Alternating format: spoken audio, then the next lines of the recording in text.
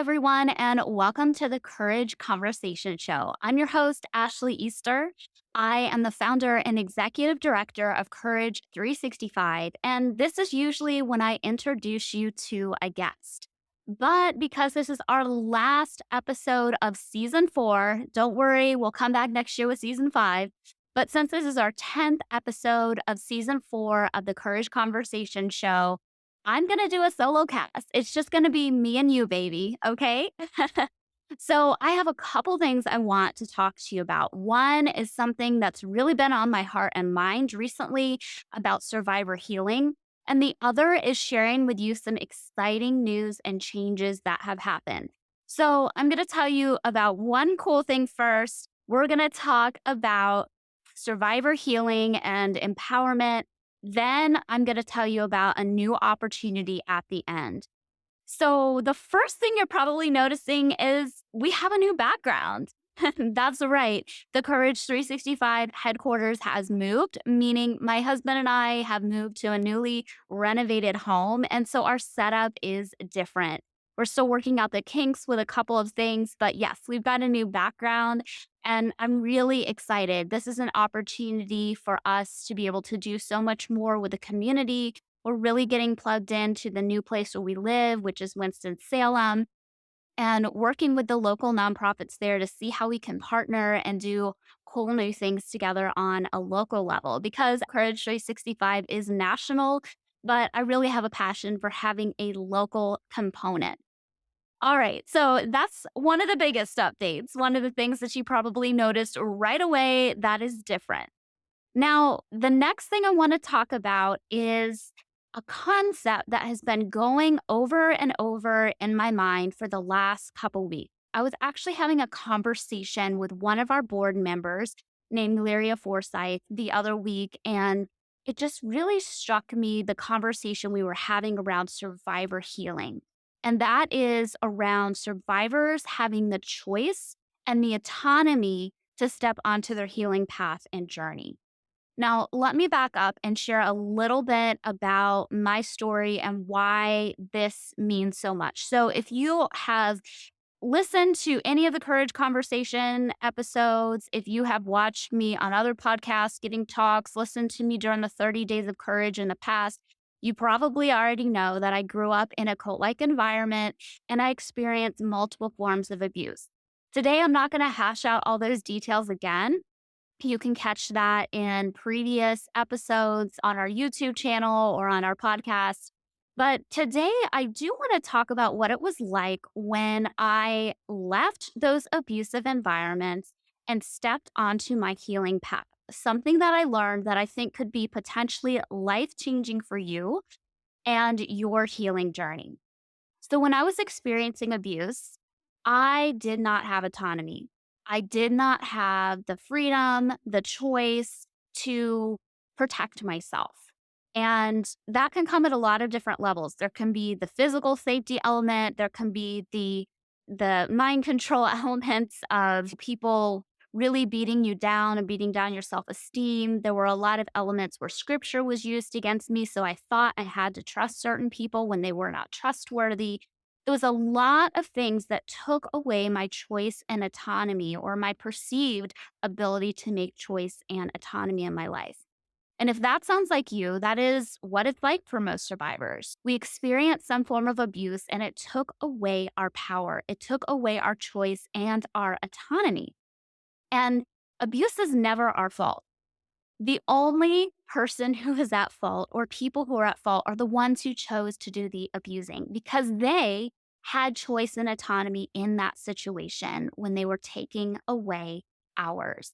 A lot of times people make excuses for abusers. Oh, they had anger issues. Oh, they had a mental health problem. Oh, they did this, that, or the other. And those elements may be factors in their life, but at the end of the day, they made a conscious choice to hurt us. And that was their fault, not ours. Our choice, our autonomy, our power was taken away in those moments. And there was nothing in that moment that we could have done differently. Maybe our bodies went into fight, flight, freeze, fawn, or one of the other trauma responses that people often go to in these situations.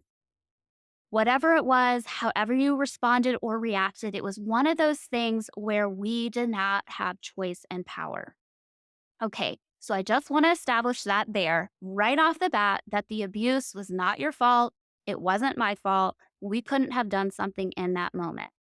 However, and I'm talking to people who have left abusive environments and are no longer in a dangerous situation. Our situation is different now. Now that we have escaped, now that we have gotten free of that abuse, now that we have moved from being a victim, which is somebody who is actively being harmed, to a survivor, somebody who's no longer being harmed and has survived and is on the other side, we do have choice and autonomy. And a lot of times we get frustrated because I've heard these messages, and you let me know if you've heard these as well. But I've had people tell me or insinuate things to me like, time heals all wounds, or you just need to get over it.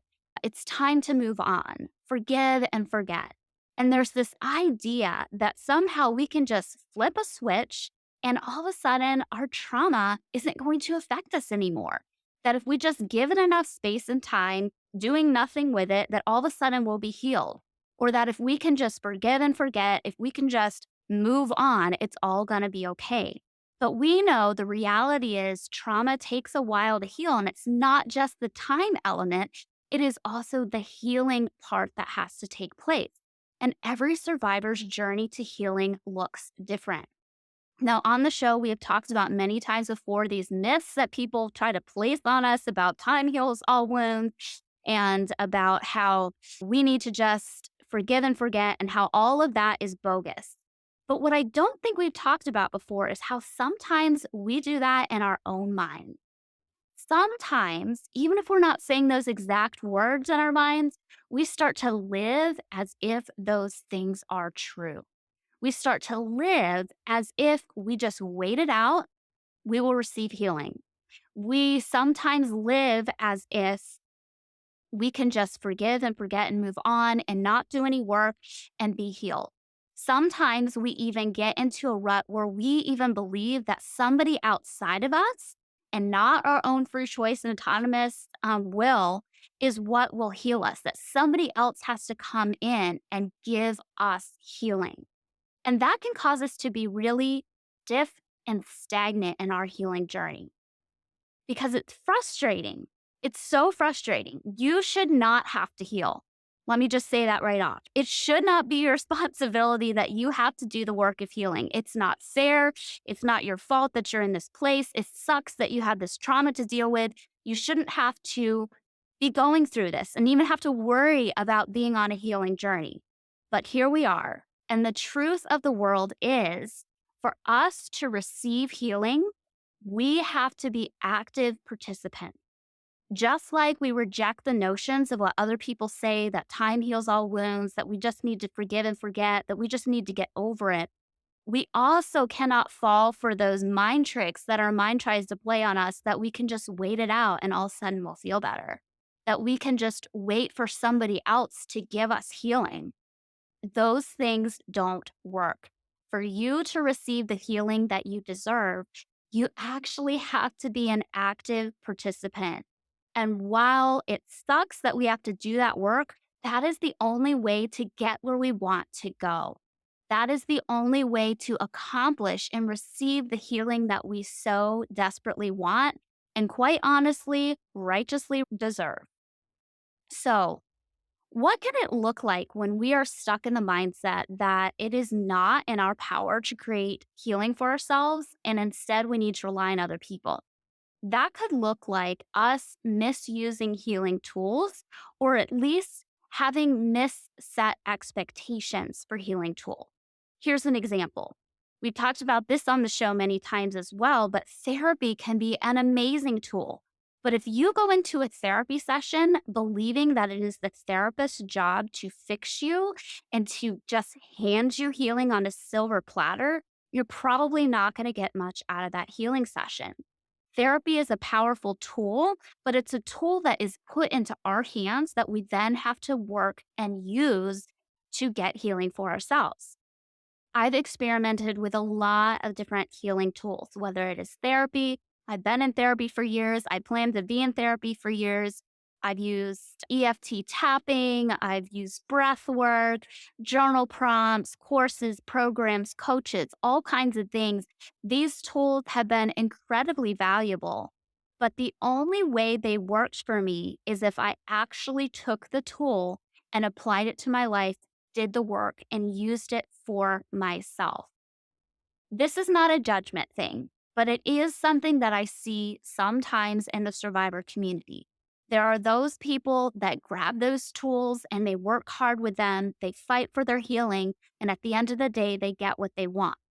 Then I've seen other survivors, and again, this is not a shame thing, this is just an acknowledgement of things that I've seen in this survivor community. There are some people who seem to expect others to hand them healing, and that is going to work to help them process the trauma that they went through. And though I wish it worked that way, if I had a magic wand and I could just wave it over you and wave it over me, and just all of a sudden we could be healed and not have trauma triggers, if we could all of a sudden not have nervous system dysregulation, I would do that in a heartbeat.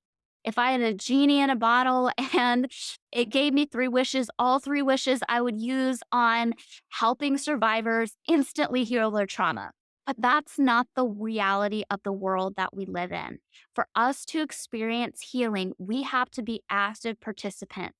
And even though in the past with our abuse, it was the abuser who was taking an active role in deciding what happened to us in life, for us to have a different story in our life and to experience the healing, we have to now take an active role in our life and grab onto those healing tools and work on them.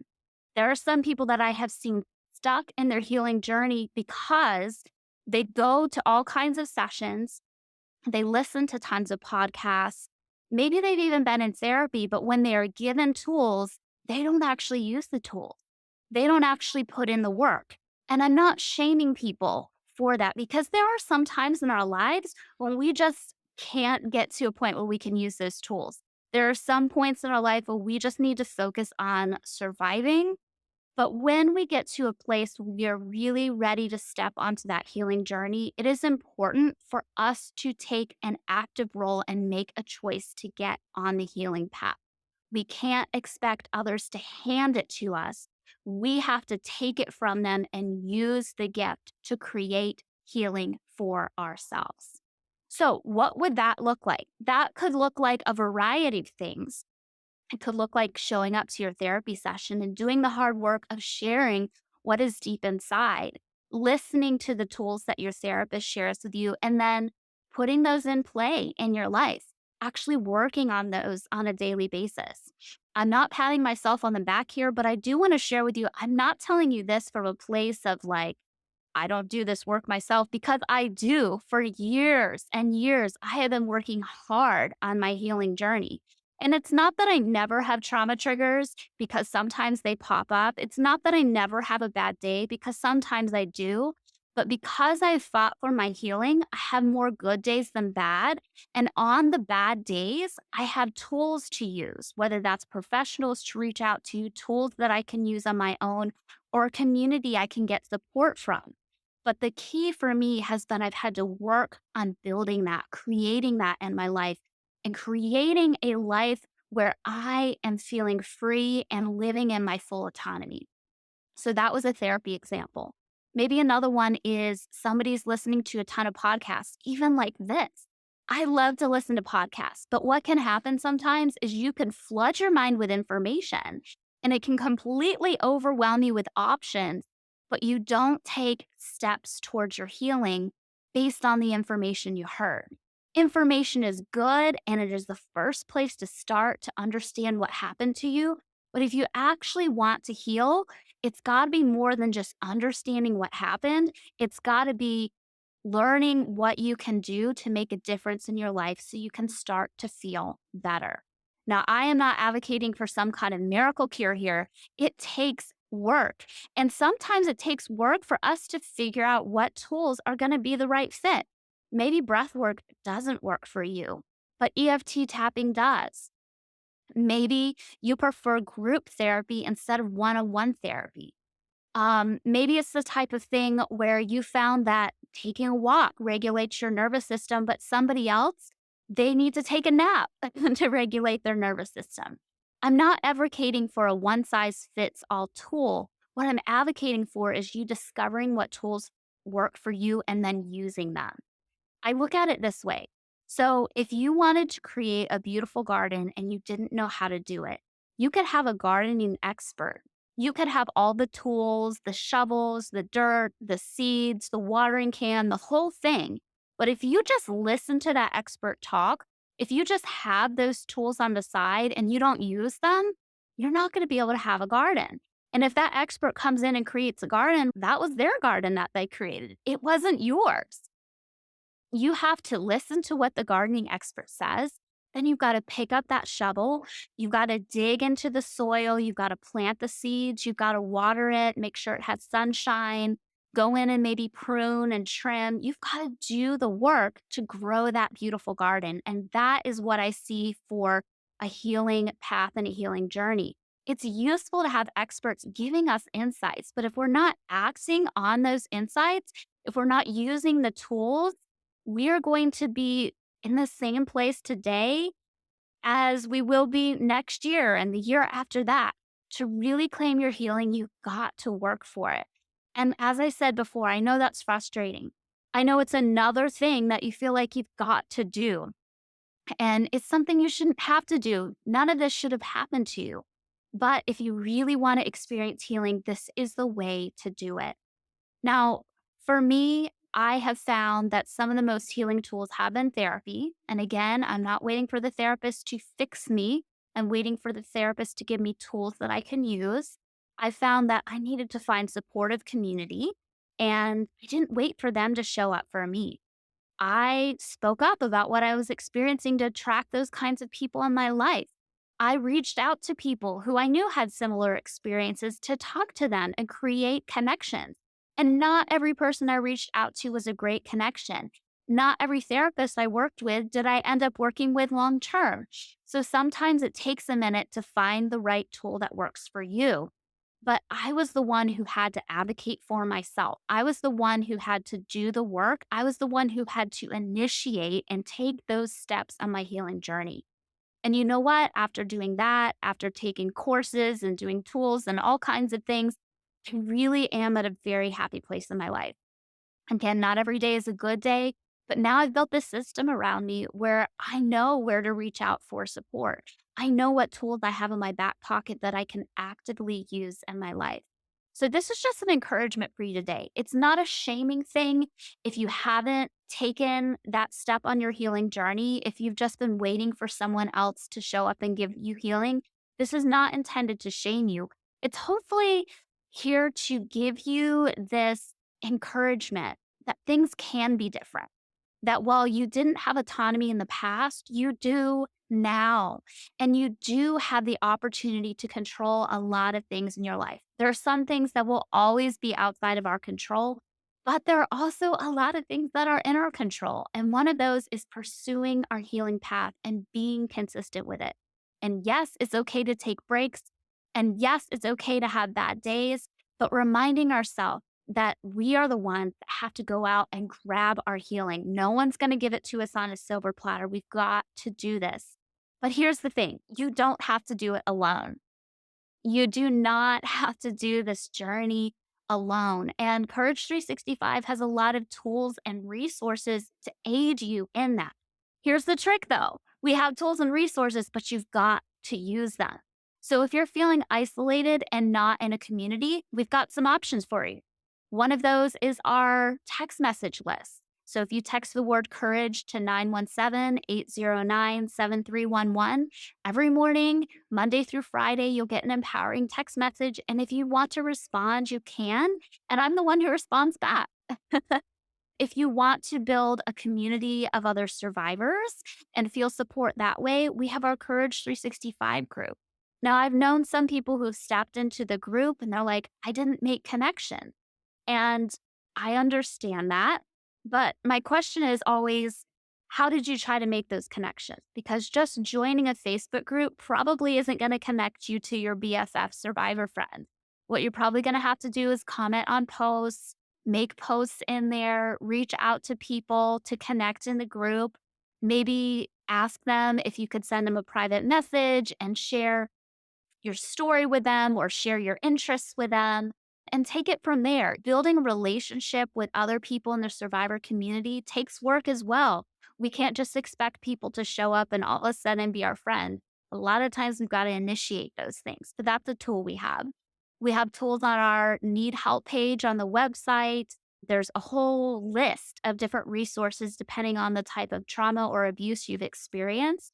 But the list doesn't help if you don't look at the list and choose which one of the organizations or tools to use. You've got to reach out, you've got to participate in your own healing.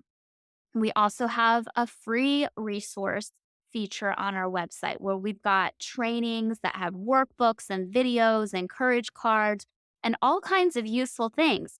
But they don't work if you just listen to the talks and you don't take the tools and healing advice. They work best when you put something into it and actually reach out to claim your own healing. So that's all I'm here to advocate for today is that I want you to experience the best life possible. And whether you use the tools we've created or tools that somebody else has created, there's not a one size fits all healing path. My goal is just to encourage you to take that step, to make that choice, to realize you're no longer in a situation where somebody else can control every aspect of your life. And if you want something, you deserve to go out and get it. And even if you're not at a place in your life where you feel deserving of all the goodness that's out there, that's okay. There's lots of people that get what they want when I objectively don't think they deserve it. There are bad people who make a lot of money when I don't think they should have that money sometimes, but they still get the money. There are good people who do the work and get a lot of money. And in this instance, we're not talking about money, we're talking about healing, but it's not even about whether you're worthy of it or not. So don't let that be the thing that's holding you back from it. But as you walk on that healing journey, the more and more you'll realize you actually are worthy of it. So don't let not feeling worthy yet hold you back from stepping on the path. Because whether a person is worthy or not, they can get those healing tools. But I know that you're worthy. And when you step on that path, you're going to begin realizing how worthy and deserving you are of those good things. All right. So I've got another exciting announcement to share with you, and that is that we have the 30 days of courage coming up. I'm so excited about this. We've done it for, I think this is our fourth year of the 30 days of courage. It is one of our just our favorite events. It's something that we put our heart and soul into it. And honestly, we could charge big bucks for people to participate in this. Like, it is worth it. The type of experts, the type of healing tools we give people, we could charge a lot of money for it, but it's free. It's totally and completely free for the survivor community as our gift to you. But just like I was talking about before, for you to really get the benefit out of it, you've got to participate. For you to really get the benefit out of it, you've got to take the time and invest in yourself by participating in it, not just passively listening, which that's okay if that's where you're at in your healing journey. Again, I'm not trying to shame people, but if you really want to get the most out of this program, that again, we could charge hundreds of dollars for people to participate in, for you to really get your value out of it, even though it's totally free, you've really got to spend the time to participate. And I'm going to tell you a little bit about this program. I'm going to look at my phone here because we have so many different details and I don't want to miss any of it. Okay, so it starts October 1st and it lasts through the 30th. We do not have an event every night during the 30 days of courage. Once a week, we have a panel. The first week, we'll have a speaker, which will be me introducing things on October 1st. Then we'll have 4 panel discussions and we'll have self care challenges the whole month. And we've specifically designed these self care challenges to be simple but highly effective. And if you hear about our self care challenges, which are all going to be focused around investing in yourself and your healing as a survivor, if you think, oh, that sounds so simple, sometimes it's the simplest things that make the biggest shifts in our life. So, committing to doing the work and investing in yourself, that's really where you're going to see the transformation. So, every week we'll have self care challenges and we'll have prizes at the end of the week for those who participated in them. Every week, we are also going to be having discussion questions inside the group. It'll be a great place to meet people. There will be some support groups on the weekends if you want to discuss things with other survivors and advocates. It's a great place to get to know others. And I'm super excited about the panels we have. So, in the past, we have done something where we've had one speaker, I may have interviewed them or they may have given a talk, and that was great. But this year we felt like we need to freshen things up a bit, and we don't have one speaker per night. We have panels 4 times during the 30 days of courage, and these experts are incredible. So let me scroll here on my phone and tell you what all the panels are going to be. So, October 1st, I'm going to be giving a talk and sharing about what to expect in the 30 days of courage. October 4th, we are going to have a panel about unmasking cults, and we are inviting TV documentary specialists, people who have been in cults and had those cults covered on documentaries. So some of the people will be Emily Anderson from Shiny Happy People. We have Sarah Edmondson from The Vow, the Nexium cult, if you're familiar with that one. Matson Browning from Escaping Polygamy. And we're going to have a discussion that goes deeper than what was on those documentary hit shows. All of those shows have gotten so many views. They've been so fascinating, but I feel like they've just scratched the surface. And in that October 4th panel, we're going to be going so deep with these people. We're going to have conversations about unmasking cults. And not only will we have some pre-planned questions, but we're going to open it up for a live Q&A. And you can submit questions live and get them answered by our guests. So you are definitely going to want to participate in that. That's a once in a lifetime experience. October 10th, we are going to have a panel called Demystifying Coercive Control. Coercive control is a big buzzword these days, but it just means control where somebody is coercing you into doing what they want you to do. This can happen in abusive relationships, in child sexual abuse, in cults, all across the gambit. And so we are bringing in several experts. One is Ashlyn Hilliard, and she is a cult intervention specialist. And she actually has a degree in coercive control. She is fascinating. If you don't follow her on social media, it's going to be incredible. And then we have Claudia King, who is a survivor, but she's also an ex police officer. So she has seen so many different counts of coercive control.